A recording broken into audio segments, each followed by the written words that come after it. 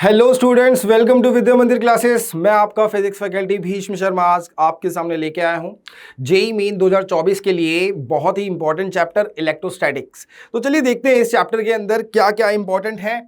यहाँ पे coulomb force और जितने भी इंपॉर्टेंट एक्सप्रेशंस हैं, फॉर्मुलेज हैं और प्रीवियस ईयर सवाल भी इस लेक्चर में कवर किए जा रहे हैं ताकि आप लोगों को इधर उधर देखने की जरूरत ना पड़े।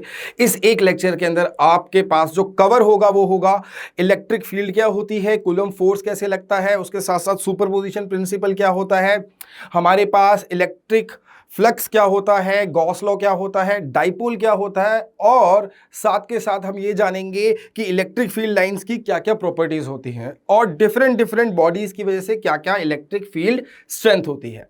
तो चलिए शुरू करते हैं कूलम फोर्स से।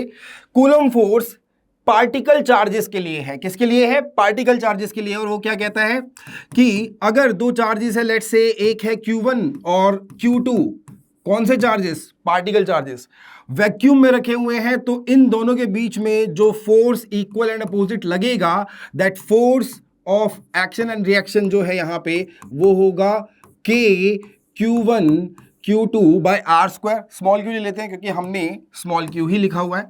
K Q1 Q2 by R square, right. So K Q1 Q2 by R square, जहां पे R जो है वो है distance between the two charges. सबसे ज्यादा इंपॉर्टेंट बात क्या है यहां पे? ये जो फोर्स लगता है, ये फोर्स पार्टिकल को ज्वाइन करने वाली लाइन, देख पा रहे हैं आप? पार्टिकल को ज्वाइन करने वाली जो लाइन है, ये फोर्स उस लाइन के अलोंग लगता है। अगर दो सेम चार्जेस होंगे तो ये फोर्स रिपल्सिव हो जाएगा, और अगर इनमें से कोई भी एक चार्ज अपोजिट नेचर का हुआ या नेगेटिव हुआ तो यही पर्टिकुलर फोर्स अट्रैक्टिव हो जाएंगे। बेसिकली अगर मैं यहां पे लिखूं अट्रैक्टिव फोर्सेस के लिए एक्सप्रेशन, तो क्या होगा? यहां पे मैं लिखूंगा Q1 और ये माइनस Q2। तो यहां पे एक बात आपको क्लियर कर देता हूं कि जब आप एक्सप्रेशन में डालेंगे किसको? फोर्स के एक्सप्रेशन में डालोगे चार्जेस की वैल्यू, तो आप मैग्नीट्यूड तो लिखोगे K Q1 माइनस Q2 लगाओगे, नेगेटिव Q2 के साथ जाएगा, लेकिन ये नेगेटिव डायरेक्शन को, मैथ्स में डायरेक्शन को दे दिया जाएगा और डायरेक्शन पलट जाएगी। बेसिकली अगर इसका मैग्नीट्यूड की बात करूं तो मैं लिखूंगा K Q1 Q2 by R square, और अगर इसके में वेक्टर की बात करूं तो वो होगा minus K Q1 Q2 by R square R cap. ये जो आर कैप है, ये आर कैप क्या है? ये है आर कैप हमारा पोजीशन वेक्टर, यानी किसी एक चार्ज की वजह से आर बाहर की तरफ होगा, रेडियल वेक्टर हो गया, ठीक है। यानी आप आर मेजर कहां से कर रहे हो? क्या आप Q1 से कर रहे हो या फिर आप Q2 से कर रहे हो? तो आर कैप डायरेक्शन हो गई। तो ये माइनस बताता है कि जो भी आप डायरेक्शन मान रहे हो आर की, लेट से मैंने इस डायरेक्शन मान लिया, तो फोर्स उसके अपोजिट होगा। हालांकि ये नेगेटिव लेके चले थे हम किसके साथ? Q के साथ। तो इंपॉर्टेंट चीज ये है कि जब भी मैं चार्जेस को ऐड करता हूं, चार्जेस को मल्टीप्लाई करता हूं, चार्जेस के मैग्नीट्यूड को इवन मैं डिवाइड भी करता हूं, तो आपको नेगेटिव चार्ज का जो माइनस है वो उसके वैल्यू के साथ लेके चलना है। नहीं तो माइनस प्लस के जो ब्लेंडर होते हैं वो बहुत बड़े होते हैं, वो हमें बहुत इग्नोर करने हैं, बहुत ही ज्यादा चालाकी के साथ। चलिए देखते हैं यहां पे। तो ये पार्टिकल चार्जेस के लिए हमारे पास फोर्सेस हो गए। नाउ यहां पे बात करते हैं एक सवाल की जो कूलम फोर्स के बेसिस पे जेईई मेन 2019 का सवाल है। भाई देखो सवाल क्या कह रहा है?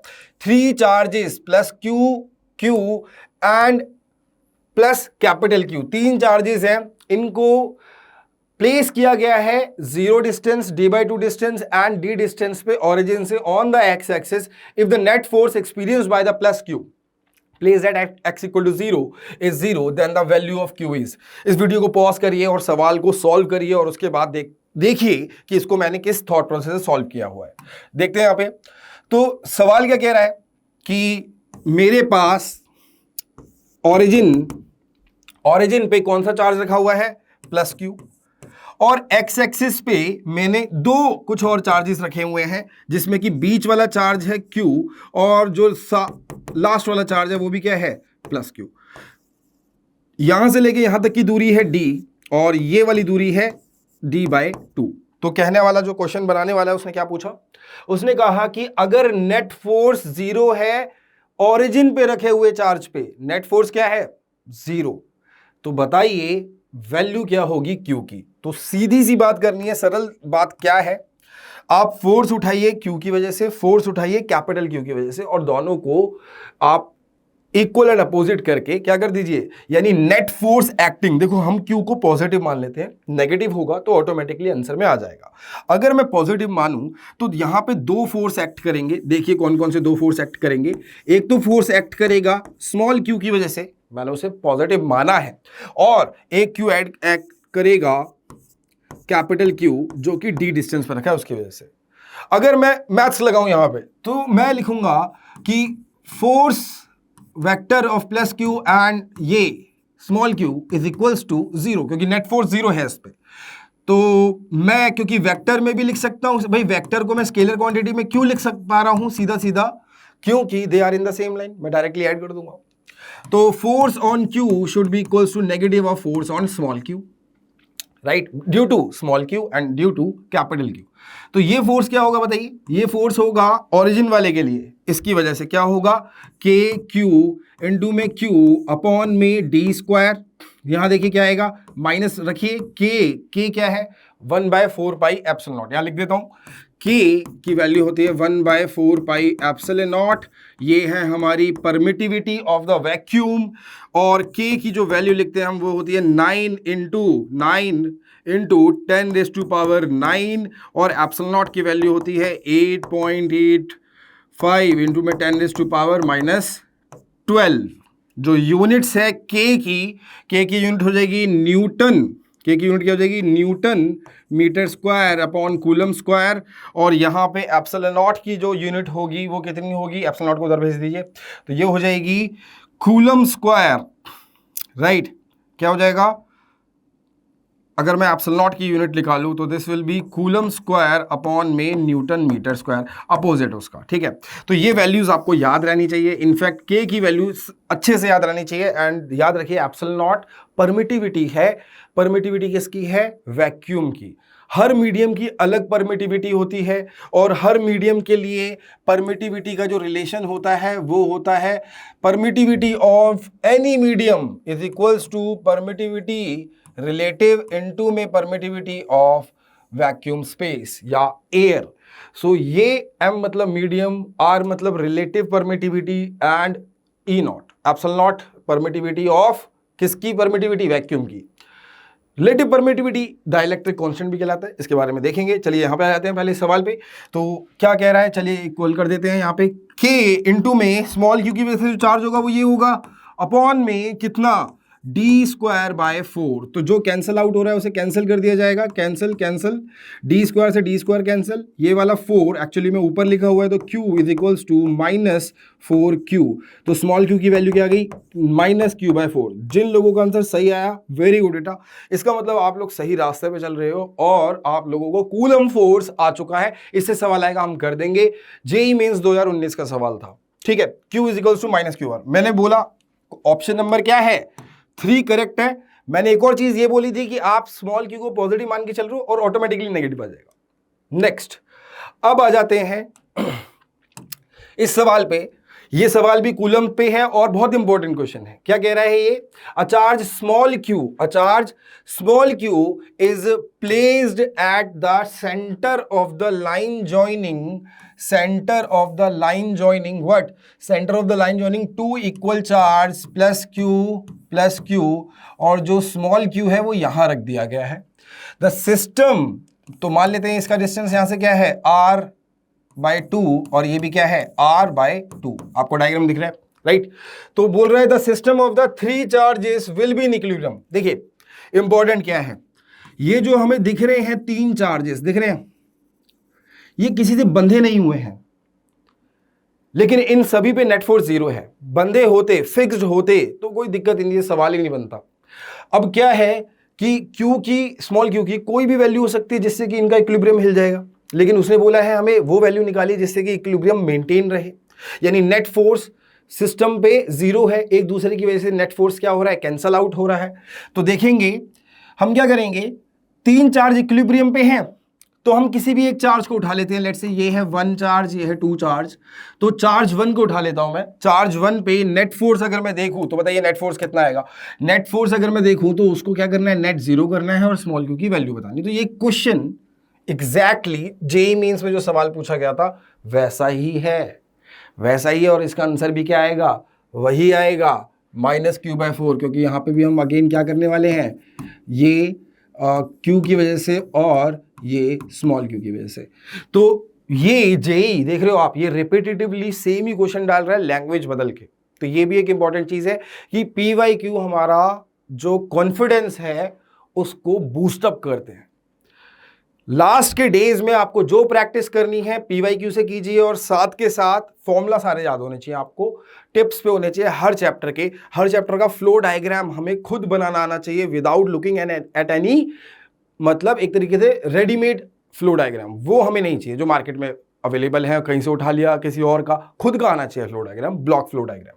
अगर आप वो कर पा रहे हो तो आप चलते फिरते कभी भी रिवाइज कर सकते हो पूरा सिलेबस। चलिए, तो इसके अंदर भी आंसर क्या आ जाएगा हमारे पास, -q/4, एग्जैक्टली सेम सवाल है। नाउ अब आ जाते हैं आगे।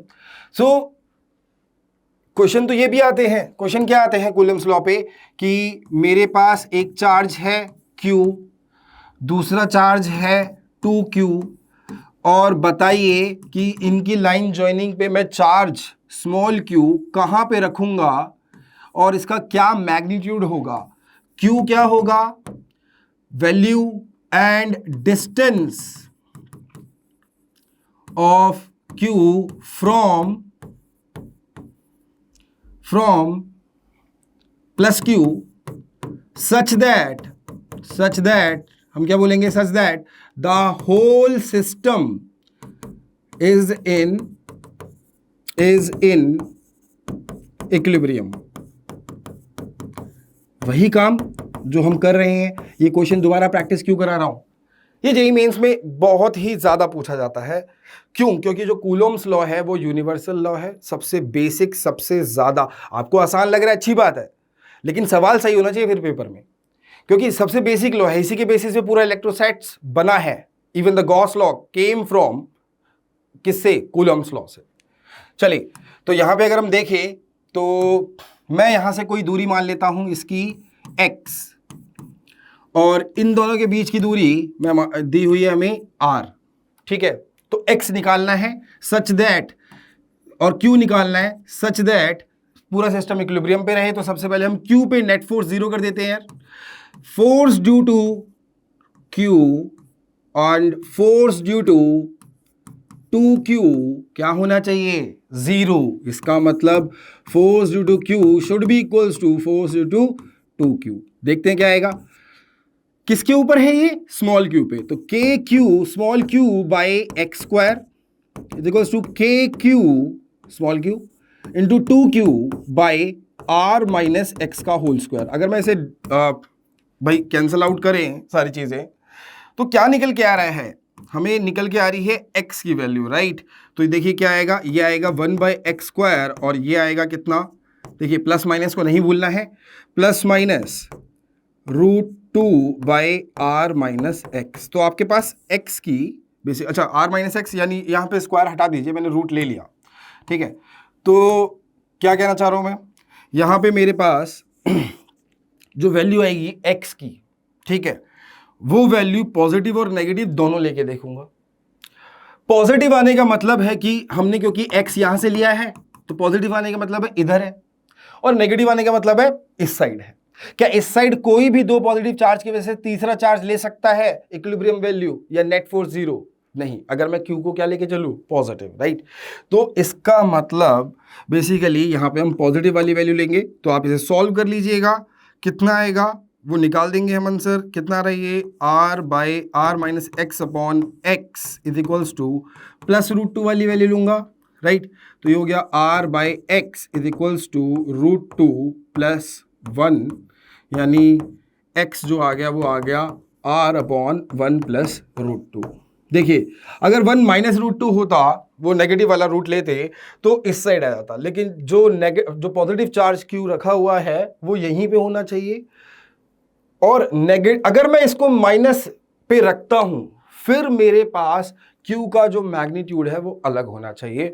वो क्या होना चाहिए हमारे पास, नेगेटिव या पॉजिटिव में से कुछ भी, ठीक है। तो उस साइड पॉसिबल है नहीं फिलहाल। चलिए, तो हमारे पास आंसर आ गया है। Q का क्या होगा, इसका वैल्यू क्या होगी, उसके लिए आप Q या 2Q या कैपिटल Q इन दोनों में से किसी एक को इक्विलिब्रियम पे ले आओ। अगर तीन में से दो पार्टिकल इक्विलिब्रियम पे है तो पूरा सिस्टम इक्विलिब्रियम पे है। तो हम क्या करेंगे, ये भी कर लेंगे कैलकुलेशन। कितना आएगा बताइए, मैं लिखूंगा force on this small capital Q, force due to small q, और फोर्स ड्यू टू क्या है ये 2Q। इनकी वजह से नेट फोर्स क्या होना चाहिए, 0, यानी Q प्लस F, 2Q 0 होना चाहिए। तो आंसर देखेंगे क्या आ रहा है, 0 आना चाहिए। तो क्या आना चाहिए answer, K capital Q into small q by कितना, x की वैल्यू डाल सकता हूं मैं, यहां से डाल दूंगा। तो अपॉन में कितना है इससे इसका डिस्टेंस x स्क्वायर, प्लस में K 2Q इंटू में Q अपॉन में टोटल डिस्टेंस इसके और इसके बीच में r स्क्वायर इक्वल टू 0। तो इसे हम सॉल्व करेंगे, हमारे पास बेटा क्या आ जाएगा, स्मॉल q की वैल्यू आ जाएगी। कैलकुलेशन आपके हाथ में छोड़ता हूं, रिवीजन है क्योंकि, तो आगे चलते हैं। राइट, चलिए अब आ जाता है कूलम्स लॉ के बाद इंपॉर्टेंट टॉपिक हमारे पास क्या, electric field. Electric field intensity due to a point charge. तो भाई एक पॉइंट चार्ज की वजह से, याद रहिए पॉइंट चार्ज है, क्या लिया है मैंने, पॉइंट चार्ज, बस बड़ा बनाया ताकि आपको बड़ा बड़ा दिखे यहां पे। तो एक पॉइंट चार्ज की वजह से एट अ डिस्टेंस R, यहां पे इलेक्ट्रिक फील्ड जो होगी, पॉजिटिव चार्ज है तो बाहर की तरफ होगी, अगर नेगेटिव चार्ज होता तो अंदर की तरफ होती, अट्रैक्टिव होती। तो क्या बोलूंगा मैं, इलेक्ट्रिक फील्ड जो होगी वो बेसिकली होगी फोर्स, यानी Coulombic force per unit charge. Coulombic force per unit charge, इसको कैपिटल क्यू लिख लेते हैं, Coulombic force per unit charge. तो इसमें से स्मॉल क्यू मैंने मान लिया एक टेस्ट चार्ज जो यहाँ पे रखता और उसके बाद उसको वैल्यू को हटा देता था। ई क्या आएगा बताइए, ई जो आएगी किसकी वजह से, कैपिटल क्यू की वजह से, वो आ रहा है के क्यू बाई इनके बीच की दूरी आर स्क्वायर। आर क्या है, आर दूरी है from where to where, from a point charge to a point P, R दूरी है। तो के क्यू बाई आर स्क्वायर होती है हमारी किसकी, इलेक्ट्रिक फील्ड इंटेंसिटी या electric field strength due to a point charge. आइए आगे चलते हैं, इसका इस्तेमाल किया गया फर्दर क्वेश्चंस में। तो देखिए यहाँ पे क्वेश्चन क्या है, जेईई मेन 2020 का सवाल इसी के बेसिस पे। देखिए क्या आ रहा है, दो चार्जेस है Q1 एंड Q2, इसने बस थोड़ी सी मैथ्स घुसा दी इसके अंदर, कहूंगा ज्योमेट्री डाल दी है। At point A and B of a right angle triangle OAB, ठीक है, the resultant electric field at O point. ये जो O पॉइंट दिख रहा है आपको, इस पे नेट इलेक्ट्रिक फील्ड क्या है, 0 है। नेट इलेक्ट्रिक फील्ड इस पे क्या है, 0 है। So O is perpendicular to the hypotenuse, then Q1 by Q2 का रेशियो निकालना था। जेईई मेंस 2020 का एक और कूलम्स लॉ पे काफी सरल सवाल। चलिए, तो इस डायग्राम को सबसे पहले बना लेते हैं। डायग्राम क्या कह रहा है, डायग्राम कह रहा है कि ये है मेरे पास x1, ये है मेरे पास x2, हमारे पास दो चार्जेस हैं, एक रखा हुआ है ऊपर, इसका नाम दे दिया मैंने A पे, रखा हुआ है Q1, और उसके साथ साथ यहाँ पे क्या रखा हुआ है, B पे Q2। और ये दोनों मिलके इस पॉइंट O पर नेट इलेक्ट्रिक फील्ड जो है देते जो है, वो नेट इलेक्ट्रिक फील्ड देखो ये किसकी वजह से होगी, मैं इसे लिख देता हूं E2, यानी ड्यू टू चार्ज Q2, और ये हो गया E1 किसकी वजह से, ड्यू टू चार्ज Q1। तो जो नेट इलेक्ट्रिक फील्ड आएगी मेरी, ये क्या है मेरा E नेट। तो उन्होंने बोला है जो E नेट है वो परपेंडिकुलर है टू द हाइपोटेन्यूज, यानी ये कंडीशन दी हुई है बेटे, यहां पे ये कंडीशन दी हुई है आपको। यहां पे कुछ एंगल नहीं दिया हुआ तो मान लेते हैं कुछ एंगल, यहां पे थीटा, करेक्ट। तो ये भी क्या होगा 90, ये थीटा है। और क्या क्या हम मान सकते हैं, ये है x2, ये 90 डिग्री लग रहा है, तो ये थीटा है तो ये भी थीटा होगा। आपको एक मेरा खुद का डिवाइस फॉर्मूला बताता हूं इस तरीके से निकालने का एंगल, कि सर आपने ये थीटा और वो थीटा सेम क्यों कर दिए। आप एक क्रिस क्रॉस बनाइए, ठीक, तेजी से होता है इससे काम, काफी तेजी से। तो जो दिया हुआ, जो एंगल आपने माना है, लेट्स से आपने ये वाला एंगल माना है थीटा, तो ऑल्टरनेट छोड़ के सारे एंगल क्या कर दोगे, थीटा। जब मैं तैयारी कर रहा था तब ये बनाया था, ठीक है। फास्ट मेथड है। तो यहाँ देखिए कितना आएगा, ये क्या आप ट्रेस कर पा रहे हो, ये वाला पोर्शन मैं ट्रेस कर पा रहा हूँ, इसका मतलब ये एंगल थीटा होगा। क्या मैं ये वाला पोर्शन ट्रेस कर पा रहा हूँ? वैसे भी ये क्या है, वर्टिकली अपोजिट एंगल, तो ये क्या हो गया, थीटा। तो ये क्या हो गया, 90 माइनस थीटा। ये तो वर्टिकली अपोजिट एंगल देख लिया। लेकिन अगर मैं यहां से देखूं तो अगेन ये दिख रहा है आपको पोर्शन, ये वाला पोर्शन सेम है। तो जो गिवन एंगल होता है उसको अल्टरनेट मार्क कर देते हैं और उसके बाद ट्रेस कर देते हैं, अपना आंसर आ जाता है फटाफट से। तो हमें एंगल्स का पता चल गया। तो एक चीज मुझे समझ में आ रही है क्या, कि देखिए सर tan थीटा जो है, जिसके साथ थीटा वो है बेस, तो ये हो गया परपेंडिकुलर, E2/E1 रहने वाला है। और अगर इस ट्राइंगल की बात करूं तो इसके अंदर भी जो tan थीटा है वो परपेंडिकुलर अपॉन बेस यानी x1/x2 रहने वाला है। बताइए एक बार कमेंट से फटाफट से कि क्या ये आपको समझ में आया। tan theta equals to E2/E1 क्यों लिखा मैंने, क्योंकि यहां से बात चल रही है। और tan theta equals to x1/x2 क्यों लिखा, क्योंकि इस राइट एंगल ट्राइंगल में ये थीटा है जो कि एंगल E1 और E नेट के बीच का एंगल है, और वो एंगल हमने मार्क कर दी। ठीक, तो ये आएगा E2 क्या होगा, यहां लिखते हैं E2 क्या होगा, E2 की वैल्यू होगी KQ2/x2² और E1 की वैल्यू क्या होगी KQ1/x1²। आप यहां डालोगे आपके पास Q1/Q2 का रेशियो आ जाएगा। तो एक बार निकाल देता हूं, इसका रेशियो क्या आएगा आपके पास बताइए। तो रेशियो आएगा, डिवाइड करते हैं इसे, तो ये लिखा हुआ है KQ2/x2² अपॉन में KQ1/x1² is equals to x1/x2। तो x2 को इधर भेज दूंगा, इसको इधर भेज दूंगा, तो मेरे पास आ गया k से k भी कट गया, तो k भी हटा दीजिए, क्या आएगा सिर्फ और सिर्फ Q2 एंड Q1, राइट। तो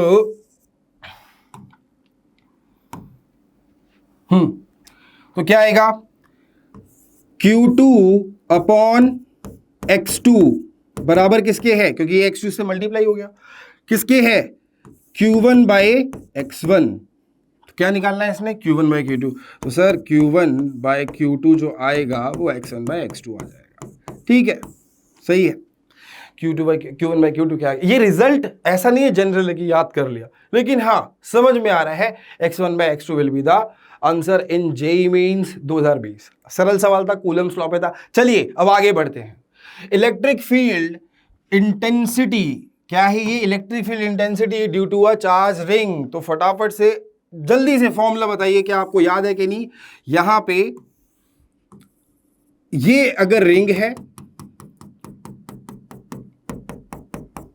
जो पॉजिटिवली चार्ज है, और मैं मान के चल रहा हूं कि ये क्या है, यूनिफॉर्मली चार्ज रिंग है, इसका जो रेडियस है भाई वो है r, जो रेडियस है वो क्या है कैपिटल R, और ये जो पॉइंट है P on the axis of the ring, उसकी दूरी क्या है x। तो P पर जो इलेक्ट्रिक फील्ड होगी, अगर पॉजिटिव रिंग है तो इलेक्ट्रिक फील्ड होगी इधर E नेट, और अगर नेगेटिव रिंग है तो अंदर की तरफ होगी, और वो आएगी कितनी, E नेट का जो मैग्नीट्यूड आएगा वो आएगा KQX upon R² plus x² की पावर 3/2 वोल्ट पर मीटर, या जो इसकी यूनिट होती है न्यूटन पर कूलम E की। तो KQX upon R² plus x²। कभी कभी आपको लैम्डा में भी आ जाता है, लैम्डा यानी चार्ज डेंसिटी। तो उसके केस में आप क्या करोगे, Q को आप रिप्लेस कर दोगे, क्या कहोगे, लैम्डा होता है sir total charge upon total length. तो आप 2πr यानी Q को लैम्डा इंटू में 2πr लिख दोगे, तो आपके पास लैम्डा की फॉर्म में आंसर आ जाएगा, यहां डाल दोगे तो ये भाई हमें याद रहना चाहिए एक्सप्रेशन, बहुत इंपॉर्टेंट एक्सप्रेशन है। तो आइए चलिए इसका आप ग्राफ देखते हैं। ये क्या है, on the axis of the ring at any distance x को 0 करूंगा तो रिंग के सेंटर में क्या आ जाएगा, इलेक्ट्रिक फील्ड भी 0, जो कि हम जानते हैं होगा ही होगा। क्यों होगा, क्योंकि हर जगह यूनिफॉर्म चार्ज है। तो E क्या होगा 0 at the centre of the ring. तो इसका ग्राफ देखें क्या होगा। ग्राफ, इसका जो ग्राफ है भाई ये हो गया हॉरिजॉन्टल एक्सिस, ये होगी वर्टिकल एक्सिस। ग्राफ इसका ये रहेगा कि अगर मैं x को बहुत छोटा मान लूं, अगर मैं x को बहुत छोटा मान लूं तो क्या होगा, एक बार लिखें, KQX एक्स स्क्वायर को कॉमन निकालो तो बाहर क्या आ जाएगा, एक्स स्क्वायर को, आर स्क्वायर को कॉमन निकालता हूं, आर स्क्वायर को, क्योंकि एक्स बहुत छोटा माना है मैंने, लिख दे यहां पे क्या, X for X is less than R, कहने का मतलब है एक्स बाय आर भी 1 से बहुत छोटा होगा। कहने का मतलब है के क्यू एक्स, आर बाहर निकालू मैं, चलिए निकालते हैं, तो आर स्क्वायर पावर कट जाएगी, आर क्यूब बचेगा, तो ये आएगा आर क्यूब, और इधर मैं लिख दूंगा क्या, 1 plus X square by R square की पावर 3/2, 3/2, 3 नहीं 2। तो ठीक है, x नेग्लेक्ट हो जाएगा, तो क्या देख पा रहे हो आप कि जो रिंग के पास वाला पॉइंट है उस पे electric field is directly proportional to x। बस मैं यही बताना चाह रहा था, ये इंपॉर्टेंट है, is directly proportional to x। और बहुत बड़े डिस्टेंस के लिए क्या होगा, x ज्यादा है तो r निग्लेक्ट कर दूंगा, तो क्या आएगा, के क्यू बाय एक्स स्क्वायर। तो ओरिजिन के पास हमारा जो डायग्राम रहने वाला है, ओरिजिन के पास वो स्ट्रेट लाइन रहने वाला है, ये चीज समझ में आई आपके। हमारा जो डायग्राम रहेगा ओरिजिन के पास वो कैसा रहेगा, स्ट्रेट लाइन, ठीक है, स्ट्रेट लाइन। ये मैं नीचे क्यों बना रहा हूं भाई, क्योंकि अगर यहां पे ई वेक्टर का कर्व है तो रिंग के, देखिए रिंग के इस साइड पॉजिटिव फील्ड, इसलिए ऊपर गया ग्राफ, रिंग के इस तरफ नेगेटिव डायरेक्शन है इसलिए नीचे आया। लेकिन अगर ई के साथ मैग्नीट्यूड लगा हुआ है, ध्यान रखना इसका बहुत अच्छे से, और ग्रेविटेशन में भी, तो ये ऊपर पलट जाएगा, ठीक है। तो मैं क्या बोलूंगा, ई का मॉड अभी हटा रहा हूं, ग्राफ बना रहा हूं, ये जो ग्राफ है बड़े एक्स के लिए तो ये हो गया, तो इन दोनों को अगर ज्वाइन करूंगा तो बीच में एक मैक्सिमम पॉइंट होगा, तो ये होता है ई मैक्स के लिए पॉइंट, क्या है ये, x equals to R by root 2। Maximum electric field will get at x equal to R by root 2। और यहां पे भी अगर मैं ये करूं तो बताइए क्या आएगा, माइनस आर बाय रूट 2, ठीक है। आप इसे मिनिमम नहीं बोलोगे, बस इतना है कि नेगेटिव डायरेक्शन है तो इसके पीछे की तरफ क्या हो जाएगा, minus R by root 2 coordinate में मैक्सिमम फील्ड आएगी, और इधर भी क्या आएगी, मैक्सिमम फील्ड। तो आइए चलिए देखते हैं जेईई मेंस पे सवाल क्या है। याद रखो यहां पे स्ट्रेट लाइन है, कभी ग्राफ आपको ऐसा मिल गया ना ऐसे करके तो उसको सही मत कराना, क्योंकि यहां पे ओरिजिन के पास क्या होनी चाहिए, स्ट्रेट लाइन, ठीक। नाउ क्वेश्चन सीधा उठ के, मतलब अगर जिस बच्चे ने ये पहले पढ़ा होगा, या आप भी अगर आप यहां देख लें, जेईई मेन 2019 में सीधा सवाल आया है, there is no calculation included, क्योंकि हमने क्लास में कर ही लिया है। For a uniformly charge ring, उन्होंने बोला रेडियस आर है उसका, तो बता दीजिए कि लार्जेस्ट मैग्नीट्यूड का h डिस्टेंस क्या हो सेंटर से, जैसे कि then the value of the h, अगर मेरे को क्या चाहिए, इलेक्ट्रिक फील्ड कितनी चाहिए, मैक्सिमम, यानी लार्जेस्ट मैग्नीट्यूड, तो आंसर क्या आएगा भाई बताइए, r by root 2। Answer 1 correct है, सीधा सीधा अभी हमने डिस्कस किया है, r बाय रूट 2 या plus minus r by root 2 पे मैक्सिमम स्ट्रेंथ है रिंग के सामने वाली एक्सिस में, रिंग के सामने वाली एक्सिस पे या पीछे क्या होगा, r बाय रूट 2 पे ई मैक्स आएगा चार्ज रिंग की वजह से। चलिए अब चलते आगे फटाफट से। तो उसके बाद electric field due to a charge finite wire या रॉड, या फिर इनफाइनाइट चार्ज वायर या रॉड। तो पहले देख लेते हैं भाई फाइनाइट का क्या होगा, फिर इसके हम सब्सिक्वेंट केसेस देख लेंगे। फाइनाइट के केस में मैंने, ठीक है, एक पॉइंट लिया मैंने, और यहां पे मैंने क्या लिखा, इसे एंगल अल्फा, और यहां पे मैंने क्या लिखा, एंगल बीटा। याद रखिएगा जो एंगल अल्फा लिया है वो मैंने क्लॉकवाइज लिया और बीटा एंटी क्लॉकवाइज। क्या लिखोगे कि यहां पे जो फील्ड आएगी वो दो आएंगे कंपोनेंट्स, एक तो आएगा सामने, इसको बोलते हैं हम ई परपेंडिकुलर, और एक आएगा ऊपर। ऊपर क्यों, क्योंकि मैंने रैंडम लिया है तो अल्फा और बीटा देखा, तो ये पोर्शन बड़ा है तो इसकी वजह से ऊपर, यही पोर्शन नेगेटिव होता तो नीचे होता, ठीक। और ये कोई इलेक्ट्रिक फील्ड आ जाएगी, तो ई पैरेलल। ई परपेंडिकुलर क्या होता है, ई परपेंडिकुलर होता है 2k लैम्डा, अब भूलना नहीं है 2k lambda by what is r, r is the perpendicular distance of the certain point, तो perpendicular distance from the rod या फिर wire, 2k lambda by r sine alpha plus sine beta, right. और यहां क्या आ जाएगा 2k lambda by r, ये angle बड़ा है, ये एंगल छोटा है, तो कॉस एंगल छोटा तो वैल्यू बड़ी, तो cos alpha minus cos beta, ठीक है, क्लियर है ये याद रहना चाहिए आपको। अब अगर मैं इसे इनफाइनाइट रॉड कर दूंगा, यहां देखिए अगर मैं इसे इनफाइनाइट कर दूंगा तो क्या होगा,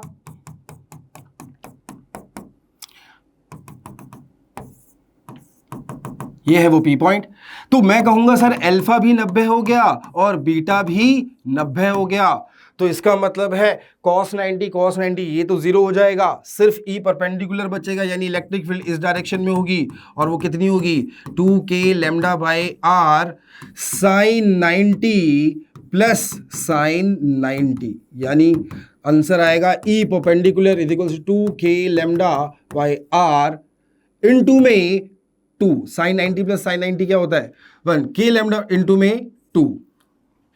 अच्छा, एक छोटी सी इसके अंदर एक करेक्शन आप लोग कर लीजिएगा, 2 ऑलरेडी नहीं होता, k लैम्डा बाय r आता है, फिर उसके बाद 2 हमारे पास आ जाता है अगर हम 90 से मल्टीप्लाई करें, मतलब 90 एंगल डालें, ठीक है, तो ये एरर ठीक कर लेना, ठीक, 2k लैम्डा बाय r, ये आपको याद रहना चाहिए।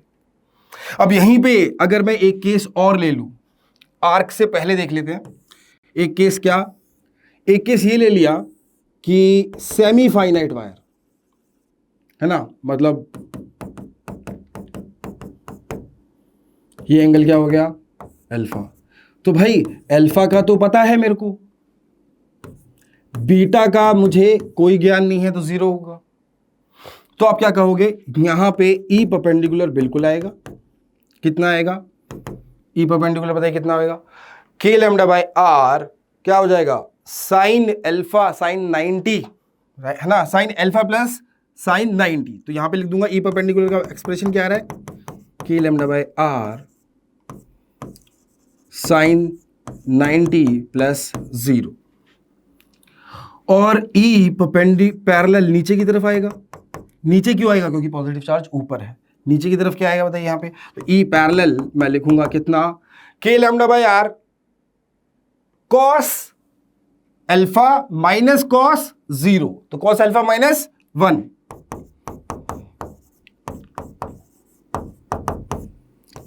ये बताइए क्लियर है ये चीज।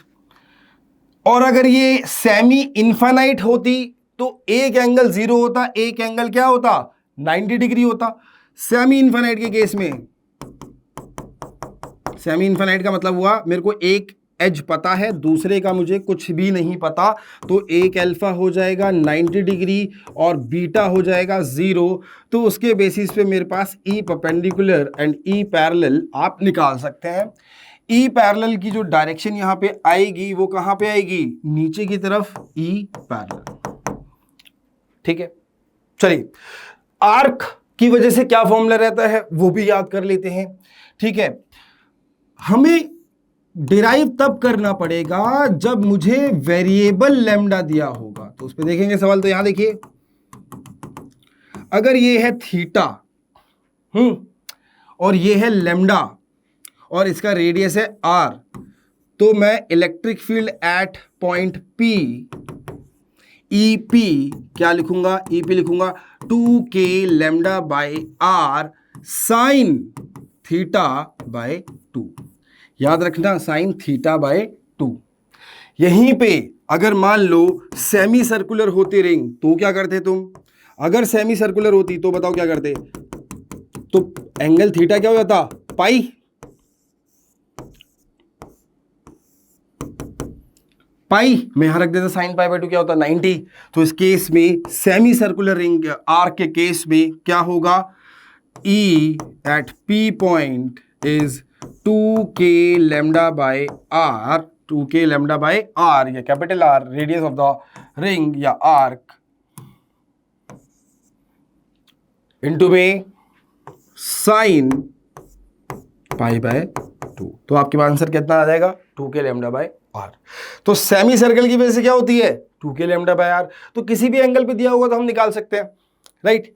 इलेक्ट्रिक फील्ड अवे होती है पॉजिटिव चार्ज से, टुवर्ड्स होती है नेगेटिव चार्ज पे, ठीक है। तो इस टाइप के जो क्वेश्चन होते हैं वो अब आप लोग कर सकते हो। जैसे कि भाई मान लो ये दिया हुआ है, ठीक, ये भी इन्फिनिटी से आ रहा है, ये भी इन्फिनिटी से आ रहा है, और ये रेडियस है r और ये r, इस तरीके से इसको भी प्लस लैम्डा चार्ज कर दिया, इसको भी प्लस लैम्डा चार्ज कर दिया, और इसको मैंने माइनस लैम्डा चार्ज कर दिया। तो सेमी फाइनाइट का केस आ जाता है इस पॉइंट P पे। तो मैं ले लेता हूं इसको 1, इसको 2 और इसको 3। तो मैं क्या कहूंगा, electric field eight point P, electric field eight point P किसकी वजह से, ड्यू टू 1 की वजह से क्या होगी, k लैम्डा। भाई इसमें से एक एंगल आप क्या कर दोगे 90, और एक एंगल क्या कर दोगे आप 0, एक एंगल 0, एक एंगल 90। तो क्या आएगा, ई परपेंडिकुलर क्या आएगा इधर, ई पी पे कितना आएगा, आप लिखोगे ई पी पे, ई परपेंडिकुलर अगर हम निकाले सर तो वो आएगा k lambda by R sine, एक तो 0 है और एक क्या है 90 है, तो इसको 0 कर दूंगा मैं, साइन 0 0, तो ई परपेंडिकुलर सर यहां पे आ जाएगा इस दिशा में, कितना k lambda by R sine 90 यानी 1 और 0, 1 प्लस 0। और ई पैरेलल क्या होगा, ई पैरेलल होगा यानी ये पॉजिटिव है, तो इसकी वजह से ई पैरेलल किधर जाएगा भाई, इधर जाएगा ई पैरेलल। तो ई पैरेलल कितना आएगा, k लैम्डा बाई आर, एक क्या है कॉस बीटा, एक है 90 और एक है 0, तो कॉस 0 होता है 1 माइनस 0, तो ये भी क्या आ जाएगा k लैम्डा बाई आर। तो इन दोनों की वजह से, मतलब एक इसकी वजह से होगा यहाँ पे √2, देख रहे हो, एक परपेंडिकुलर एक पैरेलल, दोनों क्या है k lambda by R, k lambda by R, तो ये आएगा √2 k लैम्डा बाय आर। इसी वजह से माइनस लैम्डा का भी सेम ही होगा, बस ये है कि माइनस लैम्डा का अवे नहीं होगा, किस तरफ होगा, इसकी तरफ होगा। ये किसकी वजह से होगा बताइए, ये होगा माइनस लैम्डा की वजह से, यही आएगा सेम। और जो रिंग है, जो सेमी सर्कुलर रिंग है, उसकी वजह से जो फील्ड आएगी वो आएगी इधर, यानी 2 की वजह से, और वो कितनी आएगी 2k लैम्डा बाय आर। तो अगर आप देखें तो k लैम्डा बाय आर, इसका एक k लैम्डा बाय आर है, इसका एक k लैम्डा बाय आर है, कैंसिल हो जाएगा, नीचे की तरफ इन दोनों का k लैम्डा बाय आर है, ऐड हो जाएगा, और ये भी क्या है 2k लैम्डा बाय आर। तो आंसर जो आएगा वो आएगा भाई 2√2 k लैम्डा बाय आर, ठीक है। चलिए तो अब आगे चलते हैं, क्या कह रहा है, properties of electric field lines. बताइए भाई फटाफट से। पहली चीज, electric field lines never cut each other, क्योंकि अगर कट करेंगी मतलब दिस इज नेवर कट। भाई अगर कट कर गया तो टेस्ट चार्ज एक ही समय पे 2 डायरेक्शंस में जा सकता है क्या, नहीं जा सकता, क्योंकि चार्ज पॉइंट चार्ज टूट भी नहीं सकता, तो टेस्ट चार्ज नहीं जा सकता, तो they will never intersect each other. Second क्या है भाई इसकी, भाई पॉजिटिव चार्ज से जो इलेक्ट्रिक फील्ड लाइंस है वो बाहर की तरफ होती है, और नेगेटिव चार्ज में इलेक्ट्रिक फील्ड लाइंस कहां होती है, टर्मिनेट होती है, याद रखिएगा, ठीक है। अगर एक पॉजिटिव चार्ज आइसोलेशन में रखा है तो ऐसा बनेगा, नेगेटिव चार्ज आइसोलेशन में बना है तो ऐसा बनेगा, दोनों साथ रखेंगे तो वो बताऊंगा कैसा बनेगा, लेकिन अभी ये चीज क्लियर है 1 और 2 का। उसके बाद क्या जाता है कि जो इलेक्ट्रिक फील्ड लाइंस हैं वो अगर रिलेटिव डिस्टेंस इनके बीच का क्या है, एक तरीके से सेम है, डी और नजदीक हैं, तो मैं क्या बोलूंगा सर, पॉइंट ए पे और बी पे इलेक्ट्रिक फील्ड स्ट्रेंथ बराबर होगी बिकॉज इक्वी डिस्टेंट है। अगर मैं इस तरीके से फील्ड बनाता हूं तो आप क्या बोलोगे, पॉइंट ए और पॉइंट बी के बारे में। आपको एक सर्कल बनाना है, सेम रेडियस का, और देखोगे कि इस सर्कल में से तो 3 लाइन पास हो रही है, इस सर्कल में से 1 लाइन पास हो रही है। इसका मतलब है electric field at A is weaker than electric field at B. क्यों? क्योंकि यहां पे इलेक्ट्रिक फील्ड लाइंस एक दूसरे के पास भी आ रही हैं, और वहीं पे अगर डाइवर्जिंग होगा तब भी हम निकाल सकते हैं। डाइवर्जिंग के केस में क्या होगा भाई, अगर ये है ए, ये है बी, तो आप क्या कहोगे, electric field at B is very less than electric field at A.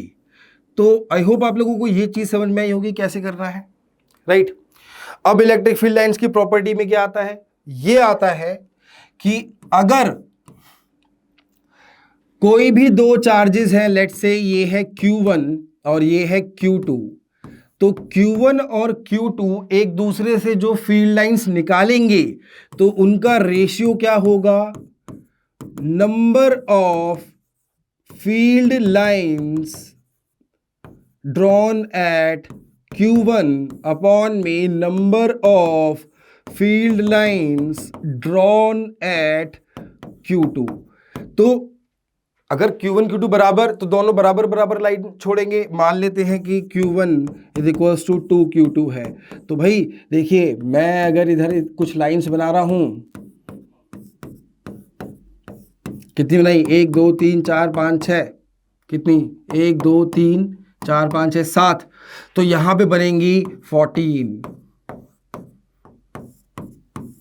तो इसका एक साफ सुथरा डायग्राम देखेंगे अभी।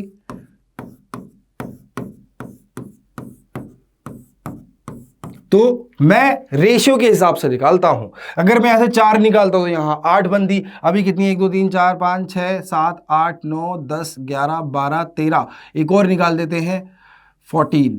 ठीक है, तो आप देख पा रहे हो क्या कि जो भी नंबर ऑफ फील्ड लाइंस निकलती हैं वो रेशियो ऑफ चार्जेस से निकलती है। इसके ऊपर एक सवाल आया था, देखते हैं क्या, if number of electric field lines, question देखिए, क्वेश्चन बहुत इंटरेस्टिंग है। क्वेश्चन क्या कह रहा है कि if there are number of field electric lines of force from a charge small q r 10, और बताइए कि अगर स्मॉल q से 10 लाइन निकाल रहा हूं मैं, तो बताइए 2q से कितनी लाइन निकलेंगी, 20। सीधा सवाल आ गया, सीधा जवाब आ गया। हम कहेंगे सर देखिए q बाय 2q करेंगे, इससे निकली 10, इससे निकली x, तो x क्या हो जाएगा 20, तो 20 लाइंस निकलेंगी किससे, फ्रॉम 2q। तो ये प्रॉपर्टी आपको याद रहनी चाहिए, ठीक है। तो इलेक्ट्रिक फील्ड लाइंस आपस में इंटरसेक्ट नहीं करती हैं। इलेक्ट्रिक फील्ड लाइंस जो है रिलेटिव डिस्प्लेसमेंट अगर इनकी इक्वल है तो यहां पे ये यूनिफॉर्म कहलाएगी। यहां पे ए पे कम है, बी पे ज्यादा स्ट्रेंथ होगी, यहां पे ए पे कम स्ट्रेंथ है, बी पे ए पे ज्यादा है और बी पे कम स्ट्रेंथ होगी। Number of field lines by Q1, number of field lines by Q2, इनका रेशियो चार्जेस के रेशियो के बराबर होना चाहिए। तो यहां पे कुछ स्केच बना के देखते हैं इलेक्ट्रिक फील्ड लाइन की। स्केच क्या है, स्केच है कि अगर मैं दो चार्जेस लेता हूं तो उनकी वजह से फील्ड लाइन का जो पैटर्न है वो कैसा बनता है। तो चलिए आइए सबसे पहले देखते हैं, दो यहां पे देखेंगे, दो नेक्स्ट स्लाइड में देखेंगे क्या क्या। अगर मैं यहां पे लेता हूं ये चार्ज जिसका नाम है प्लस Q, और दूसरा चार्ज भी सेम मैग्नीट्यूड का ले लेता हूं प्लस Q, तो क्या होने वाला है, तब पहले आप क्या कीजिए, इसकी एक लाइन जॉइनिंग बनाइए। सबसे ध्यान देने वाली बात क्या है कि जितनी भी फील्ड लाइंस बनेंगी वो इस लाइन के ऊपर और नीचे सिमेट्रिक होनी चाहिए। साथ के साथ आपको ये देखना है कि नल पॉइंट कहां पे आएगा, यानी नेट फील्ड जीरो कहां होगी, क्योंकि दोनों चार्जेस क्या हैं, सेम है। दोनों चार्ज सर अगर सेम हैं तो एकदम बीचों बीच नेट फील्ड जीरो होगी इस पॉइंट पे। तो दोनों से मैं बराबर फील्ड लाइंस निकालूंगा, ध्यान रखिएगा। जितनी ऊपर बनाई है उतनी मैं नीचे बनाऊंगा, सेम एकदम।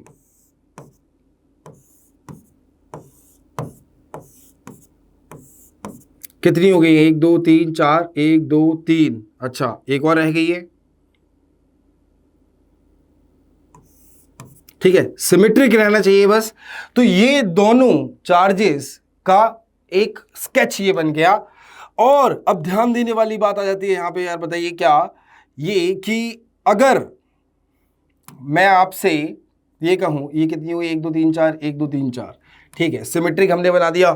ठीक, मैं आपसे पूछूं कि बताओ ये है पॉइंट ए, ये है पॉइंट बी, ये है पॉइंट सी और ये है पॉइंट डी, तो ए पर, बी पर, सी पर, डी पर किस किस चार्ज की वजह से फील्ड लाइंस होंगी?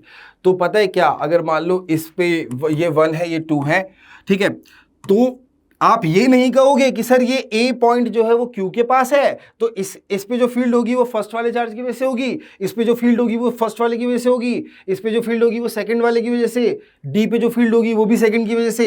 ये नहीं कहना है, मैं ये बता रहा हूं। कहना क्या है कि ये जो ऊपर का ग्राफ है, ये पूरा का पूरा स्केच रिजल्टेंट फील्ड का है, resultant field sketch.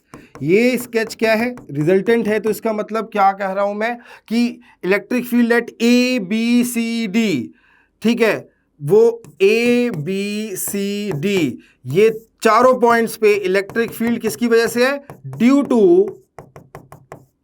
Both charges, due to both charges. अब यहां पे आए, यहां पे बात करें, यहां पे अगर मैं अपोजिट बना देता हूं तो क्या स्केच बनेगा बताइए?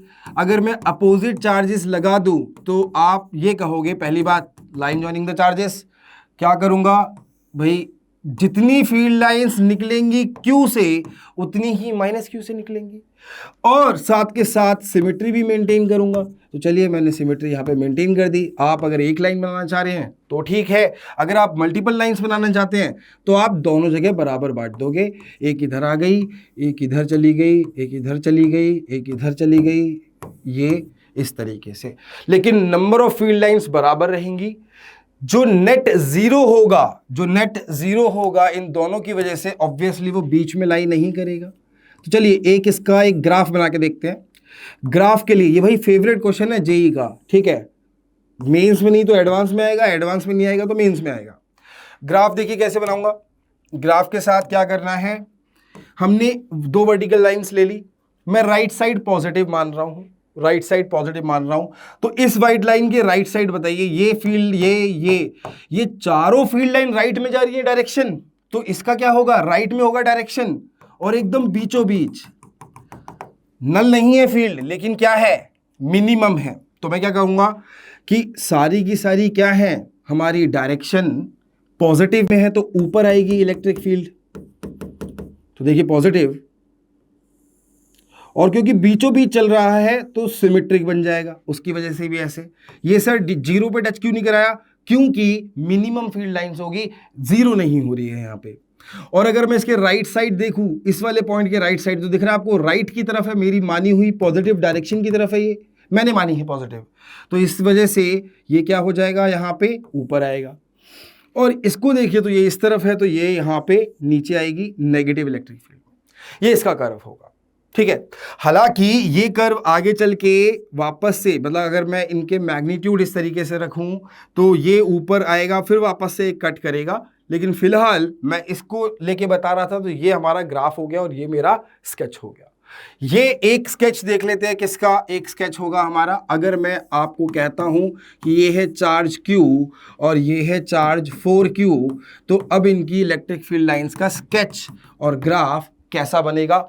यहां पे क्या करने वाला हूं, पहली बात, जो नेट फोर्स जीरो या नेट इलेक्ट्रिक फील्ड जीरो वाला पॉइंट आएगा, तो वो हमेशा मिनिमम चार्ज जो होता है उसके आसपास आएगा। इन दोनों में से कौन छोटा है, ये, तो नल पॉइंट यहां कहीं आएगा। नल पॉइंट उठाइए और डाल दीजिए, इससे जितनी लाइंस निकालूंगा इससे 4 गुना निकालूंगा, तो यहां पे बताइए क्या आएगा, दिस 2 बनाई, तो यहां पे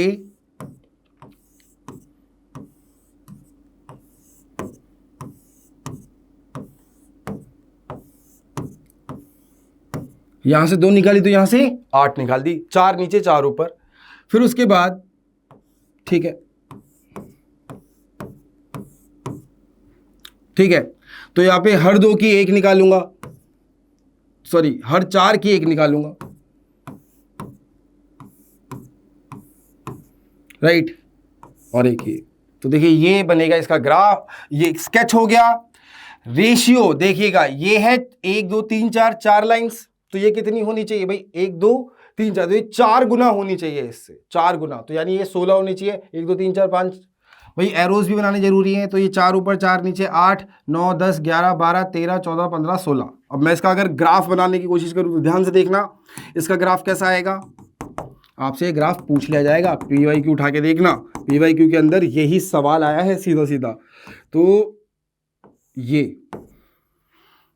इसके राइट साइड वाली पॉजिटिव फील्ड है, तो positive field E versus R का कर्व है, ये राइट साइड वाला क्या है पॉजिटिव फील्ड है, तो ये ऊपर ही रहेगा पॉजिटिव। इसके इस साइड देखूं तो ये नेगेटिव आ रहा है और बीच में 0 हो रही है, तो अब ये 0 पे काटेगा और नीचे जाएगा, ठीक। उसके बाद इसके राइट साइड देखिए, ये किस तरफ है, राइट साइड है, तो ये पॉजिटिव होगा, और इसके बाद इधर देखिए ये लेफ्ट में है, तो ये क्या होगा नेगेटिव होगा। ये मेरा ग्राफ आ गया E वर्सेस R का। इस सिचुएशन के लिए सारी चीजें फिट बैठनी चाहिए। चलिए, तो स्केच समझ में आ गया इलेक्ट्रिक फील्ड लाइंस का। अब आगे चलते हैं, इलेक्ट्रिक फ्लक्स क्या होता है। इलेक्ट्रिक फ्लक्स होता है number of lines, yes. Flux की अगर मैं बात करूंगा तो मैं क्या बोलूंगा, number of lines passing through unit area, passing through a unit area. कौन सी लाइन है ये, इलेक्ट्रिक फील्ड लाइंस, ठीक है, इलेक्ट्रिक फील्ड लाइंस। तो अगर मैं लिखना चाहता हूं कि इलेक्ट्रिक फील्ड फ्लक्स जो होगा, ये है फ्लक्स, ये फ्लक्स कितना होता है, तो सर फ्लक्स होता है E डॉट ए, अगर मेरे पास E क्या है यूनिफॉर्म है, और अगर मेरे पास E यूनिफॉर्म नहीं हुआ, डॉट प्रोडक्ट है, ये एरिया वेक्टर है, ये ध्यान से देखना यहां पे, और अगर ये नहीं हुआ तो मैं लिखूंगा E dot D A, dot D A. अब बात होती है कि ये जो कब होगा ये इस्तेमाल, जब आपकी इलेक्ट्रिक फील्ड नॉन यूनिफॉर्म होगी। अब बात आती है कि एरिया वेक्टर कैसे लेना है। अगर आपके पास ओपन सरफेस है, ठीक है, अगर आपके पास ओपन सरफेस है तो जो एरिया वेक्टर होगा वो परपेंडिकुलर टू द एरिया होगा, लेकिन एक कैच है क्या कि एरिया वेक्टर इसमें पीछे भी हो सकता है, तो हम कौन सा एरिया वेक्टर लेंगे, ये भी हो सकता है, ये भी हो सकता है। तो ये हम डिसाइड नहीं कर सकते, ये तब डिसाइड कर सकते हैं जब हमारे पास क्या हो, हमारे पास इलेक्ट्रिक फील्ड लाइंस हो। यानी अगर मान लो लाइन इस तरीके से आ रही है तो इलेक्ट्रिक फील्ड लाइन इधर होगी, तो इसका मतलब मैं इसको नहीं लूंगा, मैं ओपन सरफेस में इस एरिया वेक्टर को लूंगा। और यहीं पे अगर मेरे पास होता क्लोज्ड सरफेस, तो सारे के सारे जो एरिया वेक्टर्स हैं वो irrespective of electric field lines कहां लिए जाते, बाहर लिए जाते। डी ए वेक्टर, या फिर ये उठा लीजिए ए वेक्टर, ये उठा लीजिए ए वेक्टर, बाहर की तरफ। तो क्लोज्ड सरफेस में एरिया वेक्टर हमेशा क्या होगा, area vector is outside and away from the closed surface, हमेशा, ठीक है, ठीक है। चलिए आगे देखते हैं। तो इसके बेसिस पे आ जाता है हमारे पास गॉस लॉ। गॉस लॉ क्या है, गॉस लॉ है E डॉट डी ए, यानी टोटल फ्लक्स इन आ, ये किसके लिए यूज होता है, क्लोज्ड सरफेस के लिए। वो क्या होगा, क्या होगा, Q enclosed bye epsilon not, correct. अब ये क्या बताता है लॉ, लॉ कहता है कि भाई आपके पास अगर एक क्लोज सरफेस है और उस क्लोज सरफेस में कुछ चार्जेस बाहर की तरफ हैं, Q1 Q2, और कुछ चार्जेस अंदर मौजूद हैं, Q3 माइनस Q4 Q5। तो देखिए जो बाहर की तरफ चार्जेस हैं, जो बाहर की तरफ चार्जेस हैं उनसे जो फील्ड लाइंस जितनी एंटर करेगी उतनी निकल जाएगी, इससे भी जितनी एंटर करेगी उतनी निकल जाएगी। लेकिन तो यानी फ्लक्स आने वाला जाने वाला बराबर, आने वाला जाने वाला बराबर, आने वाला जाने वाला बराबर। लेकिन Q3 Q4 की वजह से जो फील्ड लाइंस हैं वो आने वाला जाने वाला नहीं होने वाली है, वो सिर्फ इसकी वजह से क्या होगी, टोटल बाहर निकलेंगी और Q4 में कुछ टोटल क्या कर रही होंगी, टर्मिनेट कर रही होंगी। तो इसका मतलब है कि मैं जानना चाहता हूं कि मेरा खुद का जो क्लोज सरफेस है वो कितनी लाइंस हमारी, यानी कितना फ्लक्स प्रोड्यूस कर रहा है। यानी कहने का मतलब ये कि मेरे को इस सरफेस का नेट फ्लक्स चाहिए, और इलेक्ट्रिक फील्ड जो यूज होती है इसके अंदर वो सभी चार्जेस की वजह से होती है, यानी आउटसाइड वाले भी काउंट करते हैं हम और इनसाइड वाले भी चार्जेस काउंट करते हैं। ये इस तरीके से रहता है, और ये सिर्फ और सिर्फ क्या है, अंदर वाले चार्जेस। तो बाहर वाले चार्जेस की वजह से क्या खत्म हो गया, इलेक्ट्रिक फील्ड। क्यों खत्म होगी, क्योंकि जितना फ्लक्स आ रहा था उतना फ्लक्स जा रहा है। यहां पे E डॉट ए जो होगा, dA ऊपर की तरफ होगा, E अंदर है तो नेगेटिव हो जाएगा, माइनस E dA। और यहां पे ये dA यहां पे है तो ये हो जाएगा प्लस E dA, और ये क्या हो जाएंगे, कैंसिल आउट हो जाएंगे। ठीक, ये जो सरफेस एरिया लेते हैं हम, ये लेते हैं बेटा गॉसियन सरफेस जिसे मानेंगे उसका एरिया। ठीक है, गॉसियन सरफेस का एरिया। ठीक है, तो गॉस लॉ बहुत ही ज्यादा इंपॉर्टेंट है इलेक्ट्रोस्टैटिक्स के लिए। तो याद रखिएगा, इलेक्ट्रिक फील्ड सभी चार्जेस की वजह से है, लेकिन फ्लक्स किसकी वजह से काउंट होता है, इनक्लोज चार्ज की वजह से। आइए जरा इसका एप्लीकेशन देखते हैं फटाफट से। भाई हमारे पास एक आ गया क्या कि एक प्लेन दिया हुआ है मुझे, ये प्लेन, ठीक है, और इससे कुछ लगभग, ये भी जेईई मेन का प्रीवियस ईयर का क्वेश्चन है, ठीक है, लगभग a/2 डिस्टेंस ऊपर Q चार्ज प्रेजेंट है, और पूछा गया है बताइए कि इससे, इस फेस से कितना फ्लक्स निकल रहा है। यानी अगर मैं इसका नाम दे दूं ABCD, तो फाई थ्रू ABCD पूछा है अगर चार्ज रखा हुआ है यहाँ पे a/2 डिस्टेंस पे। तो सबसे पहले हमारा काम होना चाहिए इस चार्ज को इनक्लोज कर दिया जाए तुरंत ही। अगर मैं इस चार्ज को इनक्लोज करूंगा तो एक क्या बन जाएगा, एक क्यूब बन जाएगा, राइट। तब मैं ये कहूंगा charge through the whole cube is equals to Q by epsilon not. अब इस होल क्यूब में 6 फेसेस आते हैं, सारे फेस एक जैसे हैं, तो मैं क्या कहूंगा 6 इंटू में phi of ABCD is equals to Q by epsilon not. तो मेरे पास फाई आ जाएगा ABCD का, किसका, Q बाय 6 एप्सिलॉन नॉट। ये मेरा हो गया phi through the ABCD। Similarly अगर मैं आपसे पूछूं कि भाई ये स्फीयर है और यहां पे चार्ज रखा है Q नॉट और इसका रेडियस है R, तो बताइए फ्लक्स क्या होगा। तो फ्लक्स थ्रू द स्फीयर क्या आएगा, Q बाय एप्सिलॉन नॉट। तो कोई पूछ ले आपसे हाफ स्फीयर से कितना आएगा, Q बाय 2 एप्सिलॉन नॉट। ठीक, चलिए, तो इसका एक एग्जाम्पल यहां पे आ जाता है। जेईई मेन 2022 में सवाल पूछा था क्या, if a charge small q is placed at the centre, if a charge small q is placed at the centre of a closed non conducting surface, तो बताइए फ्लक्स कितना पास करेगा, किससे, फ्लक्स कितना पास करेगा इस q चार्ज की वजह से इस बेस से।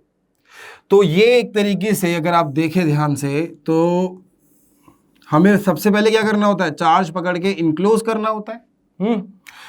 इस बेस से मेरे को निकालना है फ्लक्स कितना पास करेगा। तो मैं क्या करूंगा, मैं इसको इनक्लोज कर दूंगा, इनक्लोज कर दिया। अब मैं ये कहूंगा कि टोटल फ्लक्स स्फीयर से कितना है, जो टोटल फ्लक्स स्फीयर से निकलेगा वो होगा कितना, Q बाय एप्सिलॉन नॉट। तो जितना फ्लक्स, देखिए जितना फ्लक्स हमारा इस सरफेस से निकलेगा उतना ही तो फ्लक्स हमारा किसर से निकलेगा, जितना फ्लक्स बेस से निकलेगा उतना ही तो फ्लक्स किससे निकलेगा, ऊपर वाले सरफेस से। तो ऊपर वाले सरफेस से कितना फ्लक्स निकल रहा है टोटल बाहर की तरफ, Q बाय एप्सिलॉन नॉट। तो आधा कर दूंगा भाई, अगर मैं ये देखूंगा तो सर कितना है स्फीयर, बताइए कितना है, Q बाय एप्सिलॉन नॉट। तो ऊपर वाले का हाफ हेमीस्फीयर क्या हो जाएगा, Q बाय 2 एप्सिलॉन नॉट। तो जितना ऊपर वाले सरफेस से क्रॉस करेगा उतना ही इस बेस से क्रॉस करेगा, इसलिए इस बेस से कितना आ जाएगा, Q/2 epsilon naught. Answer 2 is the correct answer, answer B is the correct answer. ये again simple application of a very powerful tool Gauss law. ठीक, तो इसके अंदर और भी जो सवाल आ जाते हैं वो आपके क्या क्या आ जाते हैं, जैसे कि अगर एक क्यूबॉइड है तो क्यूबॉइड के अंदर क्या हो जाएगा सीधा, अगर मैं जानना चाहूं बताइए, एक यहां पे रखा हुआ है चार्ज Q और इसको क्यूब क्या दिया, क्यूब के एक वर्टेक्स पे रखा हुआ है, क्यूबॉइड कह लो, क्यूबॉइड भी होगा और क्यूब भी होगा, दोनों में सेम ही आंसर आने वाला है। तो पूछा गया है कि बताइए flux passing through the cube, तो flux passing through the cube क्या होगा, हम ये जानते हैं कि इसको क्लोज करने के लिए हमें 8 स्फेयर्स लगाने पड़ते हैं, यानी 1/8 of the part of the cube is actually क्या है, इज एक्चुअली इनसाइड। तो होल क्यूब से कितना आएगा फ्लक्स भाई, Q/8 एप्सिलॉन नॉट।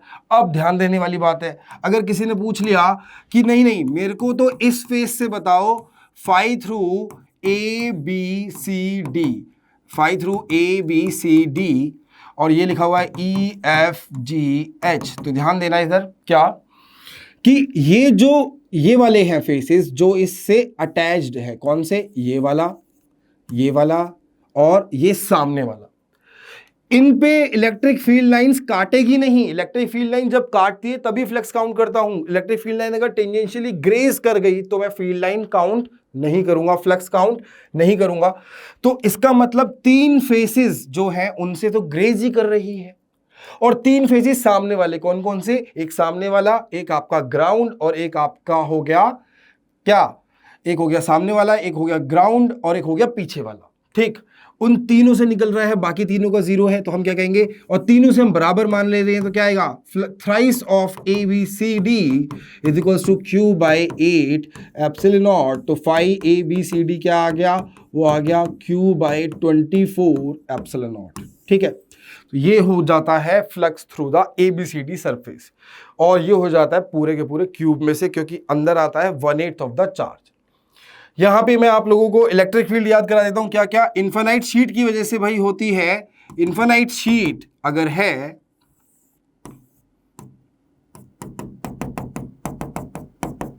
तो हम जब गॉस लॉ लगाते हैं तो पीछे और आगे दोनों तरफ बनाते हैं गॉसियन सरफेस। गॉसियन सरफेस कैसा होना चाहिए, गॉसियन सरफेस ऐसा होना चाहिए कि नेट इलेक्ट्रिक फील्ड या तो क्या हो, परपेंडिकुलर हो सरफेस पे या टेंजेंशियल हो। तो जब मैं निकालूंगा फील्ड तो इस पॉइंट P पे जो आएगी फील्ड वो आएगी, let's say it is sigma, तो सिग्मा/2 एप्सिलॉन नॉट। क्यों, क्योंकि इतने से चार्ज से इधर और इधर 2 हो रहे थे, तो टोटल निकल रहा था enclose charge by epsilon not, sigma into में सम एरिया, सिग्मा इंटू में सम एरिया, क्यू इनक्लोज कितना, सिग्मा इंटू में एरिया अपॉन एप्सिलॉन नॉट। लेकिन फ्लक्स इससे पास होगा, इससे पास होगा, फ्लक्स इस वाले जो कर्व सरफेस से फ्लक्स है, कर्व सरफेस से वो 0 होगा, तो इसलिए ट्वाइस था, तो भाई 2 फाई, तो फाई एक डायरेक्शन में कितना आ गया, सिग्मा/2 एप्सिलॉन नॉट। तो इसी तरीके से मैं बता दूं आपको, अगर आप प्लेट की बात करते हो, थिकनेस की बात करते हो, तो आपके पास जो आता है वो आता है इस पॉइंट पे कितना, सिग्मा/एप्सिलॉन नॉट। क्यों, क्योंकि अंदर होती है इलेक्ट्रिक फील्ड 0 और बाहर आप गॉसियन सरफेस ले लेते हो, तो ये तो हो गया 0, तो सिर्फ एक ही का फ्लक्स काउंट होगा, sigma A upon epsilon naught, A हट जाएगा और हमारे पास फील्ड आ जाएगी। तो 2 फाई को मैं क्या लिख सकता हूं, E.D है, तो basically this is electric field not phi, क्या बोलूंगा इसको मैं, इलेक्ट्रिक फील्ड, क्योंकि E इंटू में A करा तभी E से A कैंसिल हुआ। ठीक है, तो इलेक्ट्रिक फील्ड इधर आ गई कितनी, सिग्मा/2 एप्सिलॉन नॉट। तो हॉलोस्फीयर के लिए ग्राफ बता देता हूं क्या होता है, और हॉलोस्फीयर का क्वेश्चन भी आता है। हॉलोस्फीयर के सरफेस पे चार्ज होगा, अगर यूनिफॉर्मली चार्ज है और कंडक्टिंग है तो अंदर कंडक्टर के इलेक्ट्रिक फील्ड 0 होती है, बाहर electric field inversely proportional to r² होती है। तो E वर्सेस R का जो कर्व होगा इनिशियली कहां, r<r पे, और यहां पे E is inversely proportional to r²। ये हॉलोस्फेयर के लिए है। ये जो होगी फील्ड, ये होगी maximum K Q by capital R square, right. Solid sphere के लिए क्या होगा? सॉलिड स्फीयर के लिए आप निकालिएगा, अगर इसकी डेंसिटी रो है, राइट, अगर इसकी डेंसिटी कितनी है? रो, तो at a point which is inside the uniform sphere, ठीक है, तो क्या आएगा? R लेस देन R पे मेरे पास इलेक्ट्रिक फील्ड आएगी density rho R by 3 epsilon not, और R इक्वल्स टू R पे जो आएगा वो आएगा E is equals to surface पे rho R by 3 epsilon not, और बाहर हो जाएगा मेरे पास R ग्रेटर देन R पे हो जाएगा electric field is equals to rho into में 4/3 pi R cube, correct, into में ये क्या हो गया हमारे पास? इलेक्ट्रिक फील्ड निकाल रहे हैं तो के क्यू बाय आर स्क्वायर लिख सकते हो आप इसको सीधा सीधा, ठीक है, इंटू में ये तो हो गया क्यू, और क्या लिखूंगा मैं? इंटू में के क्यू बाय आर स्क्वायर। तो जो भी फील्ड का चार्ज आएगा के क्यू बाय आर स्क्वायर, तो इनवर्सली प्रोपोर्शनल। तो इसका जो ग्राफ बनेगा बेटा वो कैसा बनेगा? ग्राफ बनेगा इसका पहले तो स्ट्रेट लाइन, फिर inversely proportional to R square, E versus R का सॉलिड स्फीयर के लिए। आइए एक फटाफट से एक लास्ट सवाल देख लेते, क्या है क्वेश्चन, क्या कह रहा है? A long cylindrical volume contains a uniformly charge of density rho. Cylinder के लिए rho are by 2 epsilon not रहता है, तो the radius of the cylindrical volume is R. बताइए एक चार्ज पार्टिकल अगर उसके सरफेस पे सर्कुलर पाथ में घूम रहा है तो काइनेटिक एनर्जी पार्टिकल की क्या होगी? तो काइनेटिक एनर्जी के लिए क्या करेंगे हम? एक सरफेस पे घूम रहा है, करेक्ट, यहां से कितना डिस्टेंस हो गया? R, right. तो इसकी वजह से जो सरफेस पे इलेक्ट्रिक फील्ड होती है वो क्या होती है? सरफेस पे जो इलेक्ट्रिक फील्ड रहती है वो होती है E at surface is equal to sigma, sigma नहीं rho R by 2 epsilon naught, ठीक है। तो इसमें R को मैं कैपिटल R लिख दूंगा तो कहां हो जाएगा? बाहर का हो जाएगा, यानी सरफेस का हो जाएगा। तो भाई ये जो फोर्स लग रहा है इस चार्ज पे वो mv स्क्वायर बाय आर के बराबर है। उसने पूछा है बताइए काइनेटिक एनर्जी क्या होगी, तो देखिए mv स्क्वायर की वैल्यू क्या आ गई, क्योंकि वो सेंट्रीपिटल फोर्स है, तो mv स्क्वायर की वैल्यू क्या आ गई यहाँ पे? q इंटू में e इंटू में r। तो हाफ mv स्क्वायर की वैल्यू क्या होगी? हो जाएगी half q what is E, rho R by 2 epsilon naught into में R। तो क्या हो जाएगा आंसर? हाफ क्यू रो, यानी काइनेटिक एनर्जी में क्या लिखूंगा? बताइए कौन सा ऑप्शन आएगा? Kinetic energy will be equals to half q rho R square by 2 epsilon naught, नीचे आ जाएगा 4, तो आंसर आ जाएगा इसमें कौन सा? Rho q R square by 4 epsilon naught, answer will be A। तो याद रखना स्फीयर में rho are by 3 epsilon naught होती है, सिलेंडर में rho are by 2 epsilon naught होती है। अंदर के लिए स्मॉल आर यूज करोगे, सरफेस के लिए कैपिटल आर यूज करोगे, ठीक है। चलिए तो आई होप आप लोगों को समझ में आया होगा सही से इलेक्ट्रोस्टैटिक्स क्या है। नाउ मैं आशा करता हूं आप लोग वीएमसी के इसी चैनल पे बने रहेंगे, और भी चैप्टर्स आपके सामने 1 आवर रिवीजन के अंदर आ रहे हैं। तो भाई पेपर के लिए सभी लोगों को best of luck, thank you so much.